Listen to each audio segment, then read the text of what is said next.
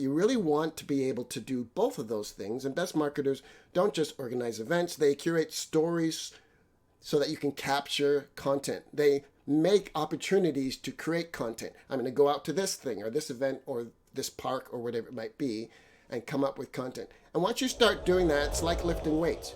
You get used to thinking in that way. How can I turn that into content? Well, that's a good opportunity to make content. And again, if you're a business person, you need to be doing this. And there's no, oh, I don't really like doing that. You have to do that if you want to stay in business. There's no equivocation on that. Gary Vaynerchuk still does all of his videos. So is Tony Robbins.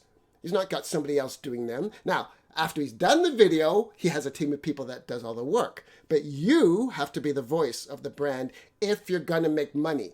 The kind of social media you can buy that you don't have to do anything isn't going to generate much money. It might generate leads, but then you're spending all of your time trying to close leads. If you want content that automates sales, then it has to be you, it has to be organic, it has to be of value.